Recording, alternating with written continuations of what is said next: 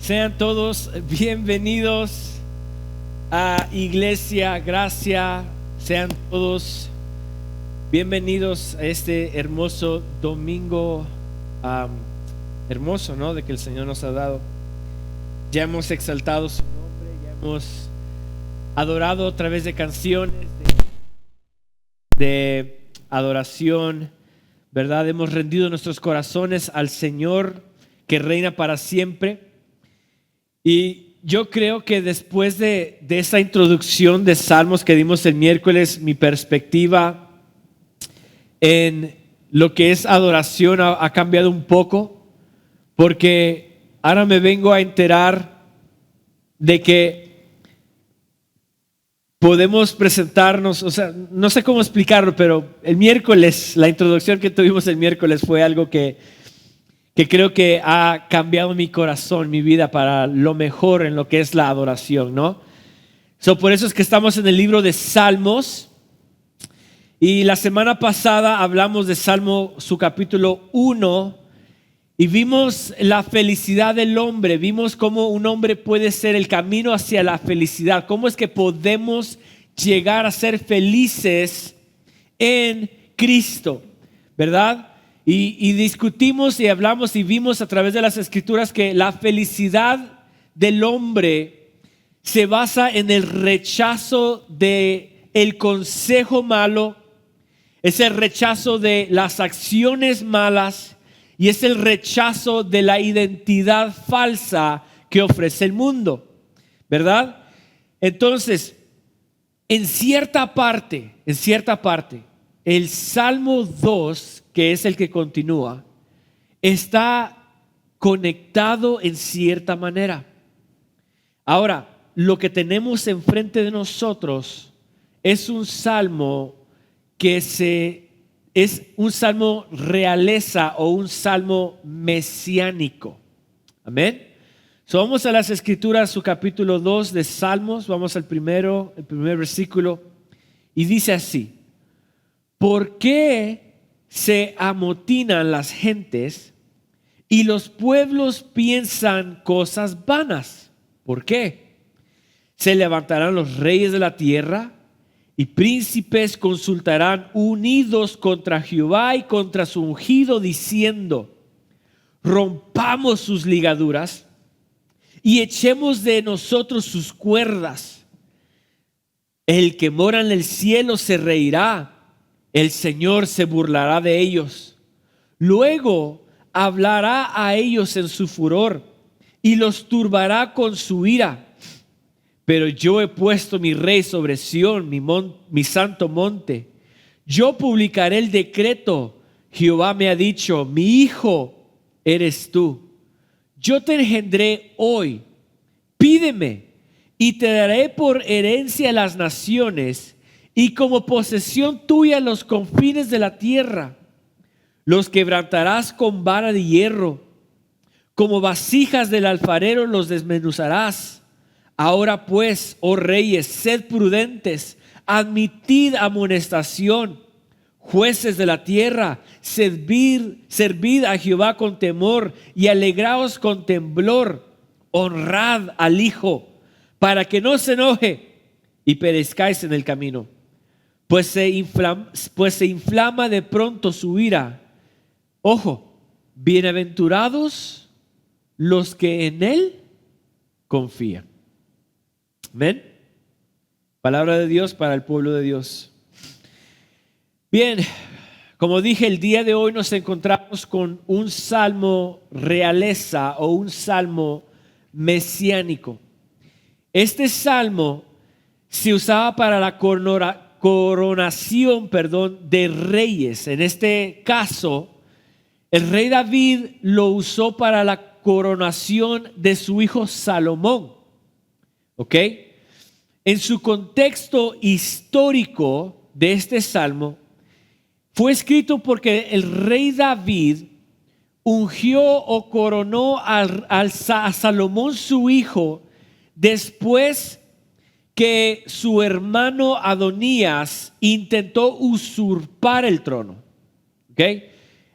El libro de Reyes nos describe la historia de este salmo. Nos escribe de que Adonías deseaba entronarse por sí mismo.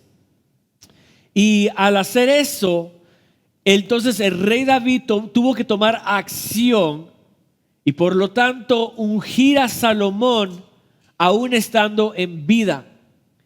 Y esa es la razón por la cual muchos piensan que este salmo, aunque es dirigido hacia el rey Salomón por boca del rey David, en sí es un salmo mesiánico que apunta más allá del rey Salomón.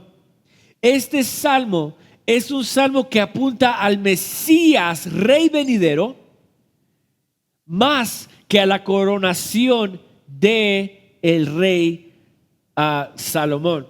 Entonces, en base a eso, el sermón de hoy se titula El trono del rey venidero. El trono del rey venidero. Ahora, aunque este salmo es un salmo realeza o un salmo real o un salmo dedicado a coronación de reyes y apunta al Mesías venidero, este salmo es la voz de Dios proclamando a Cristo como el rey que va a estar sentado en el trono. Ahora, y aunque sea un salmo realeza o mesiánico, a la luz de su contexto histórico, ¿qué podemos aprender de este salmo? ¿Qué es lo que este salmo, que es mesiánico, que es realeza, pero qué podemos aprender? ¿Qué nos enseña el autor? En este caso, el rey David, ¿qué nos enseña con este salmo? Y bueno, lo primero que nos puede enseñar, o lo primero que nos enseña este salmo, que es mi primer punto, es: el mundo se revela, pero Dios reina. El mundo se revela, pero Dios reina.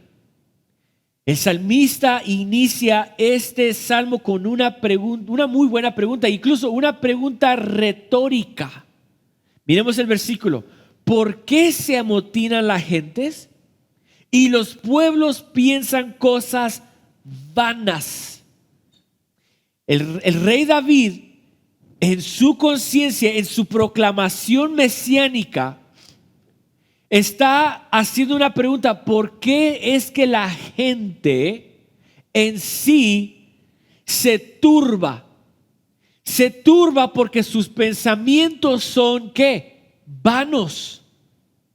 Sus pensamientos de la gente inicua es pensamientos vanos. Por lo tanto, esa vanidad nos lleva a la amonestación, nos lleva a perturbarnos, a causar un desorden en nuestra vida. ¿Cierto o no es cierto? Ojo, cuando usted y yo comenzamos a pensar cosas que realmente no son bíblicas, o cuando comenzamos a pensar del futuro, digamos, ¿okay? No estoy diciendo que pensar en el futuro sea algo malo, pero en realidad en sí cierta parte es vanidad. ¿Por qué? Porque no hemos vivido el futuro todavía. No sabemos si llegaremos al futuro todavía. Mas sin embargo, cuando usted comienza a pensar en el futuro, ¿qué es lo que su corazón comienza a hacer? A turbarse. Comienza a afligirse. Comienza a tener un alboroto en su corazón, en sus pensamientos, que comienza la ansiedad, comienza la preocupación, comienza el alboroto en nuestras vidas. ¿Por qué? Por pensamientos, ¿qué? Vanos. Incluso recordemos, ¿okay?, que toda acción corrupta nace primero de un corazón desviado por un pensamiento impuro. Lo voy a decir una vez más.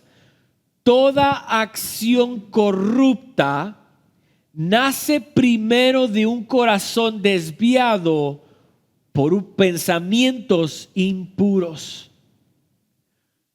Y esto es exactamente lo que el rey David comenzó e inició con este salmo. ¿Por qué se turban? ¿Por qué se aflige? ¿Por qué causa alboroto la gente? Y piensan cosas vanas. Ojo, el hijo de David, Adonías, ¿ok?, conspiró quitarle el trono a su hermano Salomón. Ahora, él consultó con el general Joab y el sacerdote Abiatar. ¿Okay? No es Avatar. ¿Okay? No es de la película Avatar. Es Abiatar. Juntos los tres se levantaron contra el rey David y Salomón, deseando romper las ligaduras entre el reino. ¿Sí me entendieron? O sea que el hijo de David, Adonías, conspiró, comenzó a pensar lo vano y consultó con la gente equivocada. Por lo tanto, se levantaron en rebelión en contra del rey David y Salomón y trataron de dividir el reino. Esto es lo que el rey David está diciendo. ¿Por qué hicieron tal acción? Los reyes, que en este caso representa a la gente en autoridad. Aquí hay tres grandes errores que hizo el hijo de David, Adonías. Uno, pensó pensamientos impuros. Dos, se rebeló en su corazón. Y tres, pensó que él era autosuficiente para ser rey. Él mismo se estaba proclamando rey. Y por lo tanto, él conspiró en querer ser rey. Se estaba poniendo como autosuficiente. ¿Sí me entienden? Joab y Abiatar representan a aquellos que se rebelan o representan personas que tienen autoridad en cierta manera, que se levantan y se rebelan en contra del plan soberano de Dios. Ahora, ojo. Vivimos en una cultura similar. Vivimos en una cultura moderna que quiere la autonomía sin autoridad, quiere la libertad sin dirección y quiere vivir sin límites, pero terminan siempre atrapados en sus propios deseos.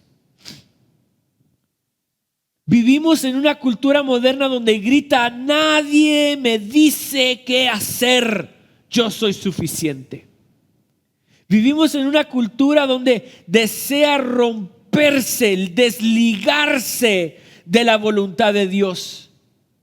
Ahora, ojo, ¿cuántas veces hemos querido nosotros romper las cuerdas de Dios en nuestras vidas porque nos parecen muy duras?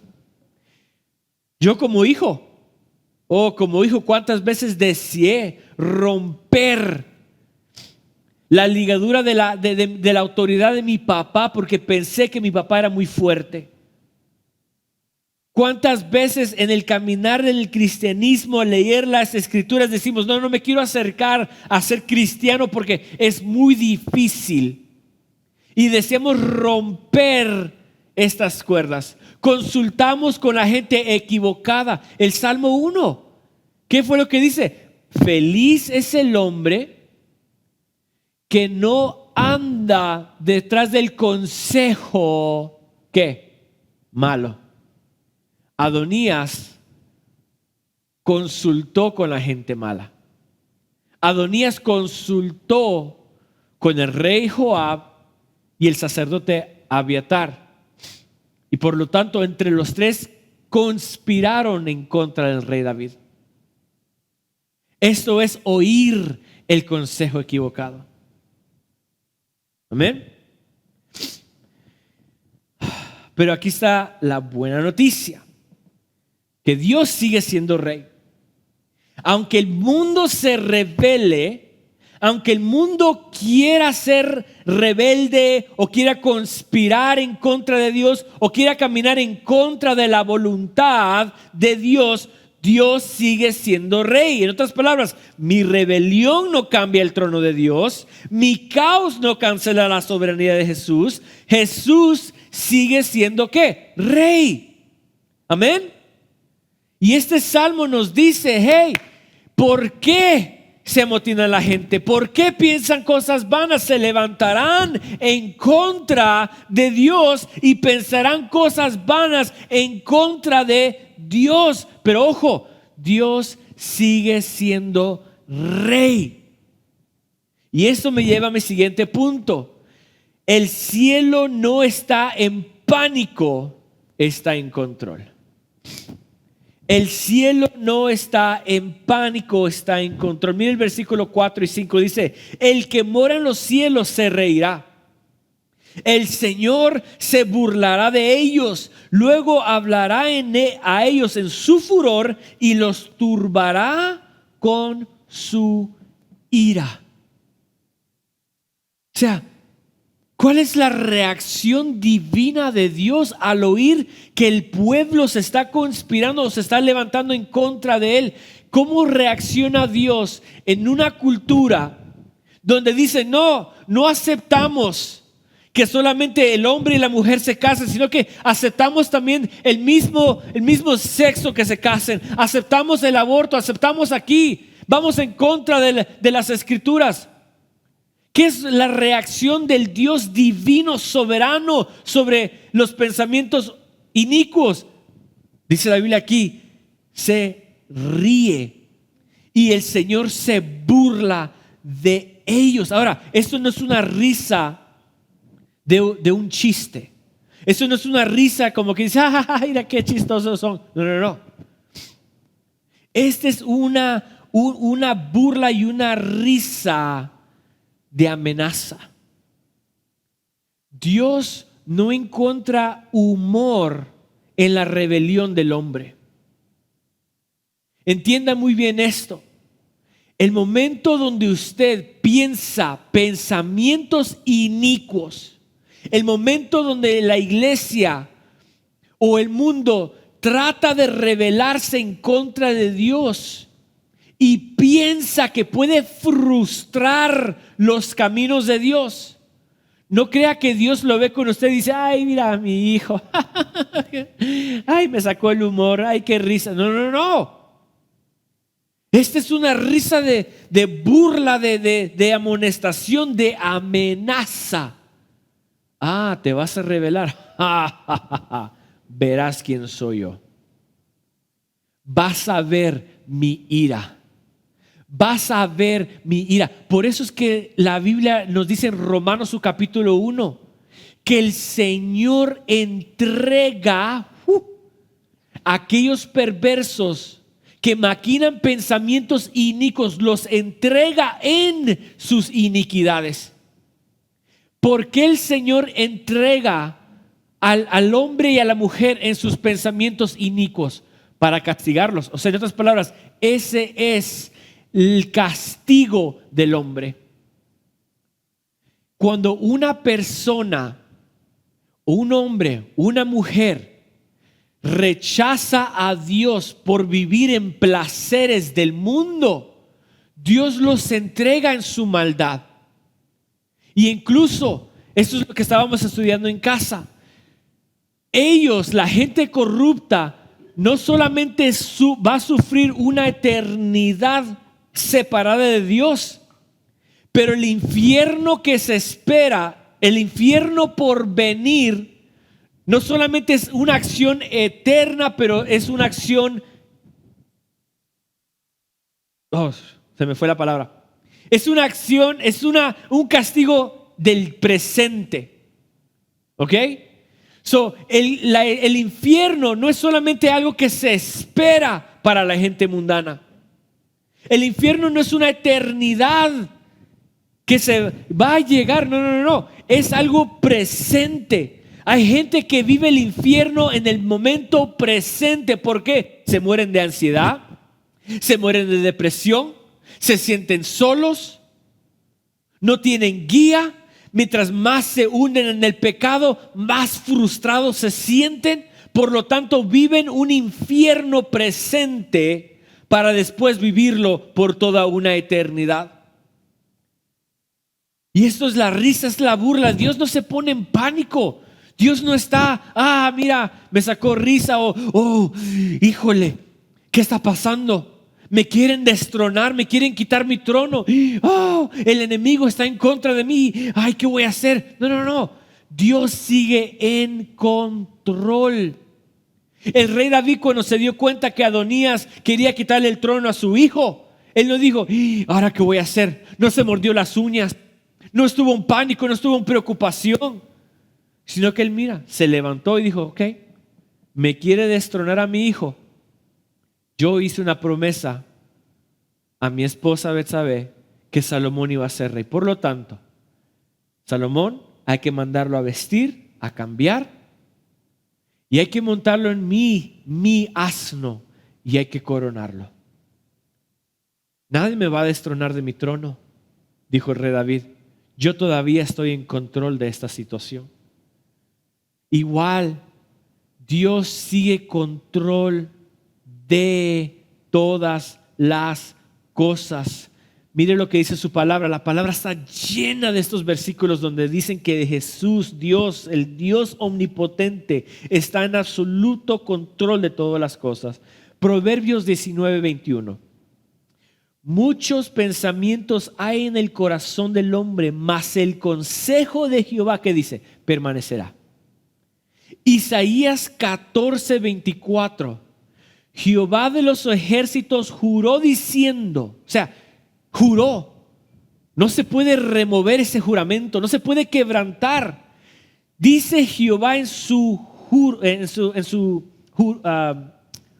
juror, ciertamente se hará de la manera que lo he pensado y se confirma y será confirmado como lo he determinado.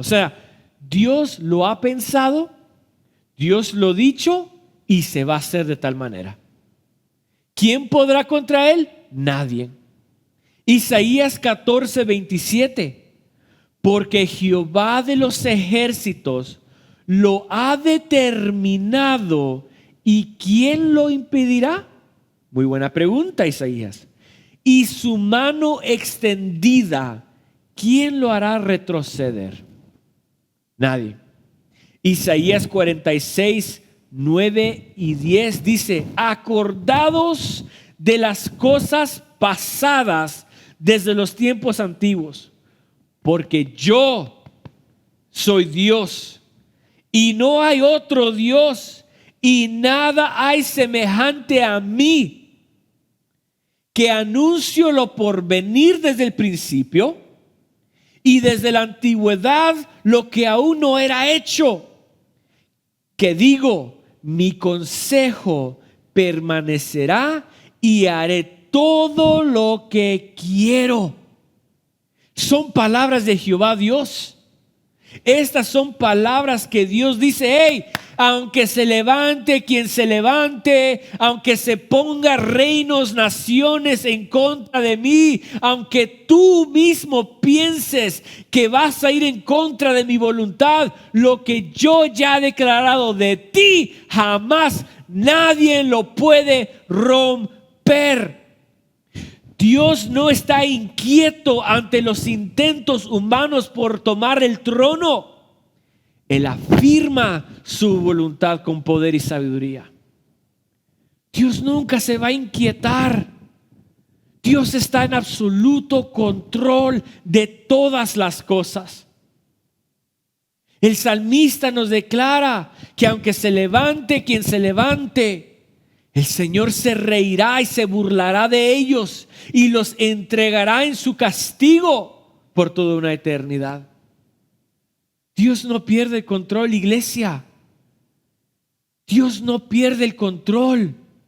Si usted decide un día decir, me alejo de la iglesia, ya no vuelvo a servir, yo ya no vuelvo a cantarle a Dios, ya no vuelvo a orarle porque el Señor nunca me contesta. ¿Quién está perdiendo aquí? Dios, jamás. El que pierde aquí somos nosotros. El que piensa que se puede levantar y decir, ¿sabes qué? Yo voy a vivir mi propia voluntad y voy a hacer lo que yo quiero y no quiero nada que ver con Dios. El que pierde eres tú. en esos pensamientos, porque el Señor sigue aún siendo soberano sobre tu vida. Nunca jamás vamos a poder romper las ligaduras de la soberanía de Dios sobre nuestros corazones. Punto número 3, ¿qué nos enseña?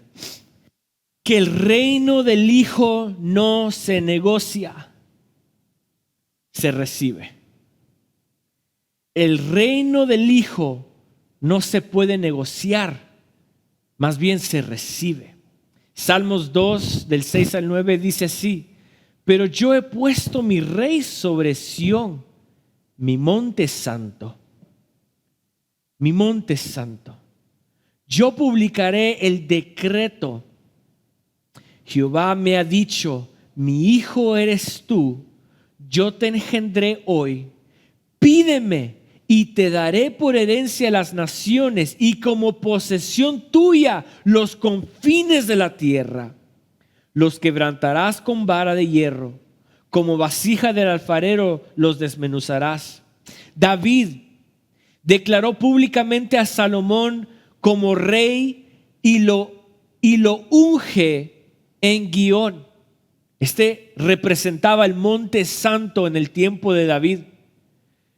El rey David lleva a Salomón a un monte y aquí es donde lo unge y lo corona.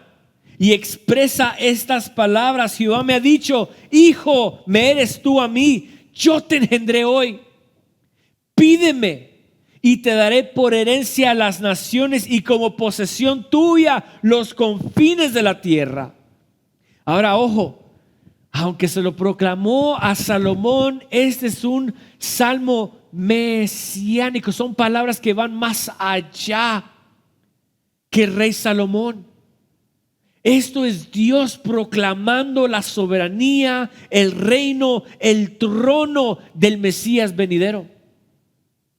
Aquí es donde no se negocia absolutamente nada. Cuando Dios declara el reino sobre su Hijo, ojo, aquí no se puede negociar nada.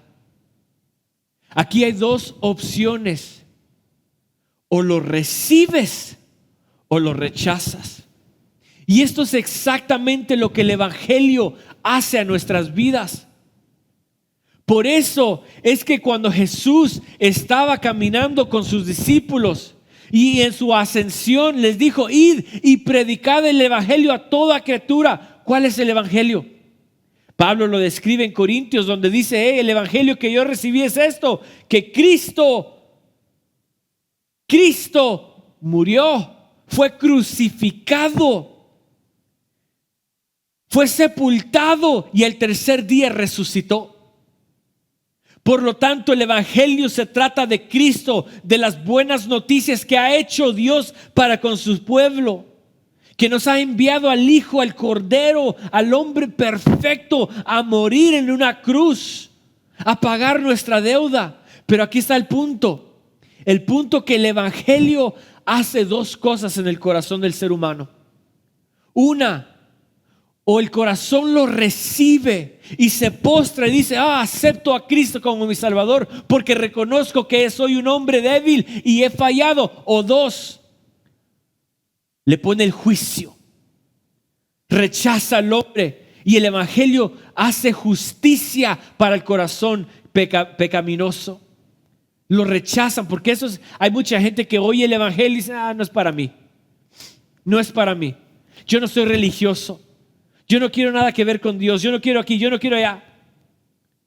Y esto es exactamente lo que hace el Salmo.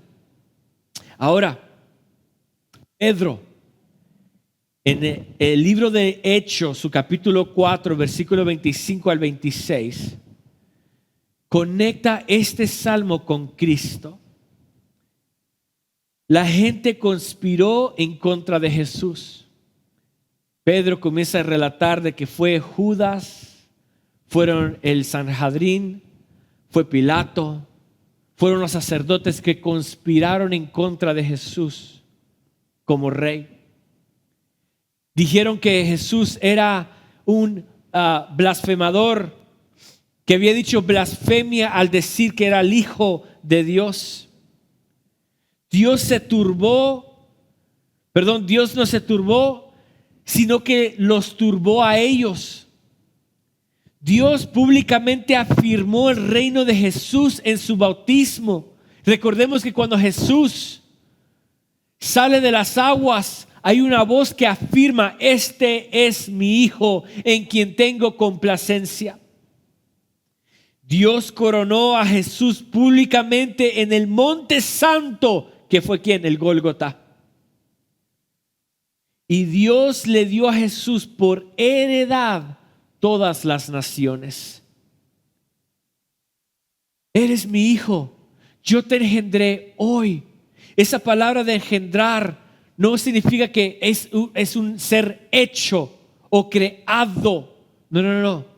Sino que lo está coronando ahora. ¿Cómo? Con su resurrección. Este salmo es un salmo mesiánico, y que todo lo que Dios ha creado se lo ha entregado ¿a quién? A su Hijo por heredad. Romanos 11:36 dice de la siguiente manera, dice: porque de Él y por Él y para Él son todas las cosas. A Él sea la gloria por los siglos. Amén.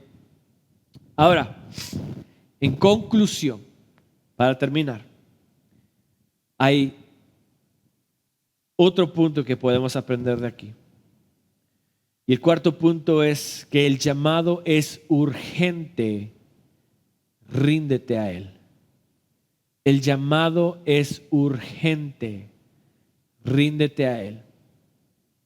Mire lo que dice el versículo 10 en adelante. Dice: ahora pues, oh reyes, sed prudentes, admitid amonestación, jueces de la tierra, servid a Jehová con temor y alegraos con temblor. Honrad al Hijo para que no se enoje y perezcáis en el camino, pues inflama de pronto su ira. Bienaventurados los que en Él confían.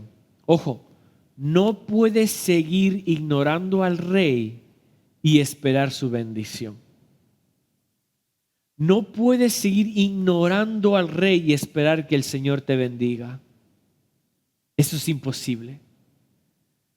En su contexto histórico, Salomón, después de haber sido coronado como rey, vino a Adonías, el traidor, el que había conspirado en contra de él. Y lo que sucedió fue de que Salomón le dio una oportunidad más. Y le dijo: mientras no te vuelvas a levantar en contra de mí, yo te dejaré vivir. La misericordia del rey Salomón fue tan grande en dejar que Adonías viviera. Le extendió una invitación de misericordia, y este salmo lo refleja. Porque aun cuando Dios se burla y se ríe de los pensamientos inicuos del mundo, de la maldad, aún de la iglesia, cuando vivimos en una religiosidad, el Señor sigue extendiendo su misericordia. Y les dice: hey, venid ahora. Y esto es un llamado a rendirnos al Rey. ¿Y cómo nos dice que nos debemos de rendir? Bueno, usando prudencia. El salmista nos está diciendo que no nos apoyemos en nuestras propias opiniones o nuestros propios pensamientos, sino que nos debemos de rendirnos ante Él, porque Él es el sabio. Número 2 dice: admitiendo amonestación, o sea, aceptar que estamos equivocados, demostrar humildad. Así aceptamos o admitimos amonestación, aceptar la corrección. En otras palabras, yo y usted estamos completamente equivocados. Vivimos en autosuficiencia, en rebelión, con pensamientos inicuos. Por lo tanto, si yo me voy a acercar al Rey, me voy a acercar al Rey sabiendo que yo estoy equivocado y me humillo ante de Él con humildad. Número 3, servir con temor. Esto es servir a Dios con reverencia, porque todo lo que hacemos, lo hacemos para Él. Dice su palabra, si comemos o bebemos, lo hacemos para Dios. Número 4, alegraos con temblor. Esto es vivir gozando de la vida con respeto a Dios. No darnos como el placer del mundo, sino vivir en placer en Dios. En otras palabras, cuando vivimos alegres con temblor, no es que vamos a vivir una vida desordenada como la vive el mundo, sino que vamos a disfrutar la vida siempre y cuando lo hagamos en Él y para Él. Y número 5, que esto es, creo que es lo que más me encanta de todo este capítulo 2, besar al Hijo. La palabra aquí dice, versículo 12, mire lo que dice el versículo 12, dice, honrad al Hijo para que no se enoje.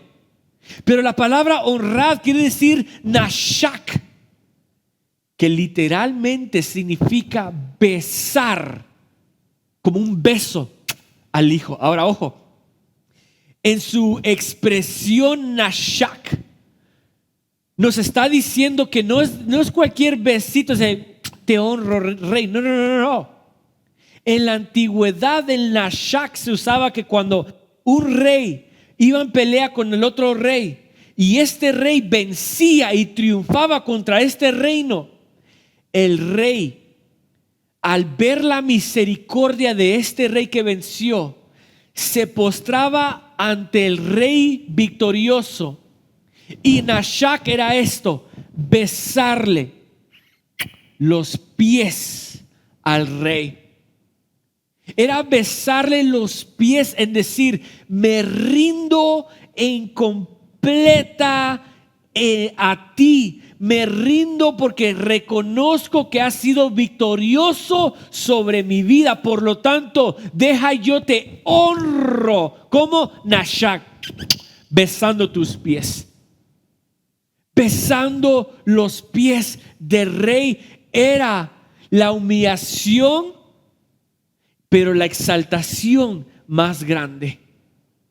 Era mi humillación y la exaltación del rey victorioso. Así debemos de presentarnos. Así es como el salmista nos está diciendo, hey, ¿vivías en rebelión? ¿Vivías en un momento de rebeldía y pensando que tú eras suficiente para tu vida? Mira, no vas a poder frustrar los planes de Dios. Por lo tanto, mejor te aconsejo que te rindas. ¿Y cómo nos vamos a rendir? Usando la prudencia, admitiendo amonestación, sirviendo con temor, alegrándonos con temblor y besando los pies del rey. Ahora, ojo, ¿cuál sería el resultado de este rendimiento? El salmista termina este salmo diciendo, bienaventurado todo aquel que en él confía. El acto de yo rendirme al rey que ha sido ungido, que en este caso es Jesús, seré una persona feliz, seré una persona bienaventurado, seré una persona que viviría en placer, sería una persona, como lo dice el Salmo 1, como árbol plantado junto a corrientes de agua, que da su fruto a su tiempo y su hoja no cae, y todo lo que hace, prosperará. Ojo, no así el malo, que es como el tamo que arrebata ¿qué? El viento. No. El Salmo 1 y el Salmo 2 van conectados. ¿Por qué?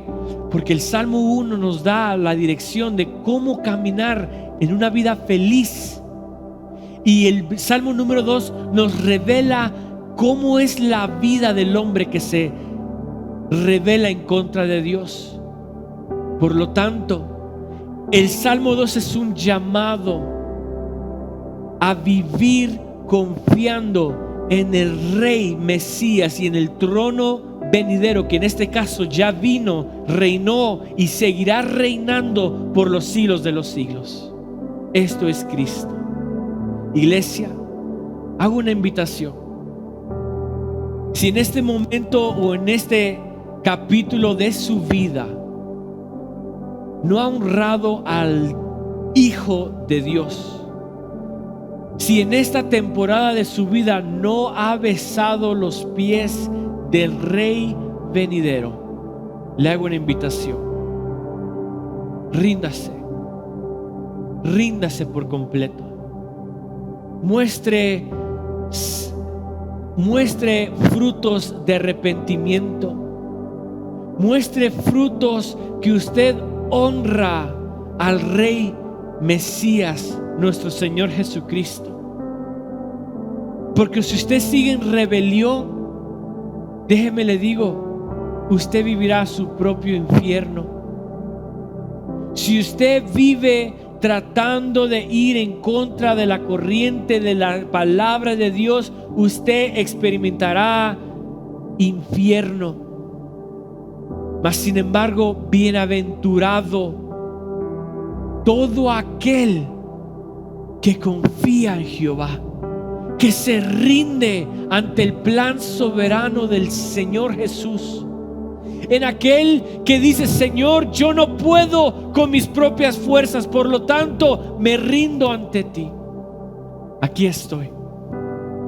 Reconozco que por mucho tiempo traté de ser el rey de mi propia vida, pensando que yo tenía el trono en mis manos.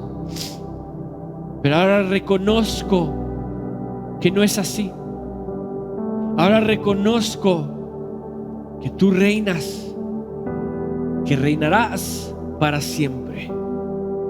Incline su rostro, iglesia, y vamos a orar. Padre, te damos muchas gracias, Señor. En este momento, Dios mío, te honramos. En este momento, Señor, besamos los pies del Maestro. Y Señor, te pedimos perdón si en algún momento, Padre, hemos pensado que somos dueños de nuestra propia vida. Si hemos pensado, Señor Jesús, que, Padre, somos autosuficientes, o hemos vivido una vida de rebelión en contra de ti. Señor, tú has extendido tu mano, y en este salmo mesiánico, Señor Jesús, tú nos has mostrado tu luz, nos has mostrado tu misericordia, y nos extiendes la mano en perdón, y hoy, Señor, la recibimos. Gracias, Señor Jesucristo, por tu palabra. Gracias por permitirnos entender el fin y propósito de Salmos, su capítulo 2. Ahora con más claridad sabemos, Señor Dios mío, qué es el hombre bienaventurado. Ahora con más claridad reconocemos, Señor, que tú nunca pierdes el control, que el reino nunca está en pánico. Señor, que tú te ríes, Padre, y nos entregas a la maldad, pero también reconocemos que eres un Dios misericordioso. Y por eso, Señor, que rendimos nuestros corazones delante de ti. Gracias, Señor Jesucristo. Ahora, Señor, despídenos en paz. Ve con cada uno de nosotros. Guíanos, guárdanos. Señor, bendice el resto de nuestro día, Señor, y que lo podamos disfrutar en ti y para ti. Y que todo lo que hagamos, Señor, encontremos alegría, encontremos gozo, paz y placer. Esto te lo pedimos en el nombre de tu Hijo amado Jesucristo. Y la iglesia dice: amén y amén. Que el Señor me los bendiga. Nos vemos el miércoles a nuestro estudio bíblico.